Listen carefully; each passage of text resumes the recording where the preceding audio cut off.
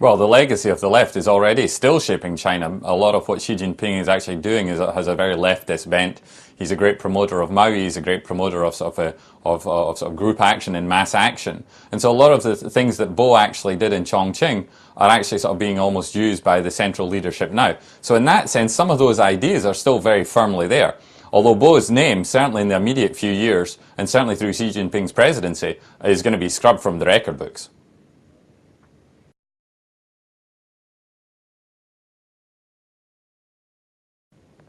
That's a good question. Xi Jinping, obviously, this was a great test, and well, it was a test, it was more political theatre within the Chinese Communist Party.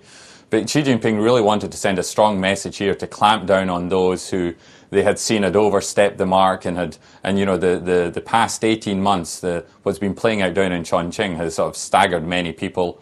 And I think not even so much the death of Neil Hayward, but it was the defection or the pseudo defection to the American consulate by its head of police, which I think really shook the leadership.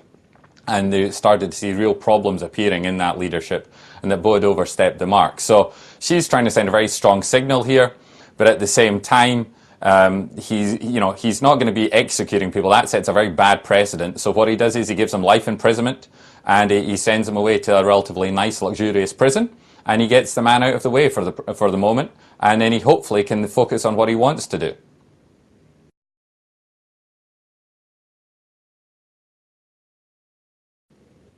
Well, we're already seeing some sort of fallout from it. One of his patrons was the head of security, Zhou Yongkang, and he's sort of been talked about as, people are going after him for corruption, as is sort of a number of his other sort of disciples, if you were, or followers in the sort of Petro-China empire. So there's starting to be fallout from this, but it's very difficult to tell from outside really what's going on here. It's ultimately, as I said, it's Chinese Communist Party theatre, and it's really which gang runs China.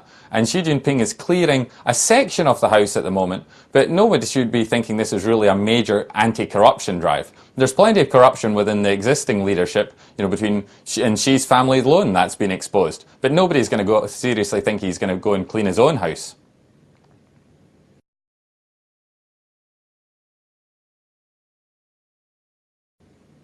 Yeah, this is very difficult because the problem in China is that corruption is so widely spread from the grassroots level right to the very top. So therefore, many companies who have done things in China, again, they don't necessarily condone corruption, but they understand that there's a certain way of doing things in China, that they may let their local staff do certain things which they don't ask too many questions about, because that's just the way it's done in China. And the problem now is that ultimately nobody has clean hands. So it's very easy for the leadership to clamp down on sort of certain aspects of corruption. But it fundamentally won't really change anything, because corruption is ultimately an accountability problem.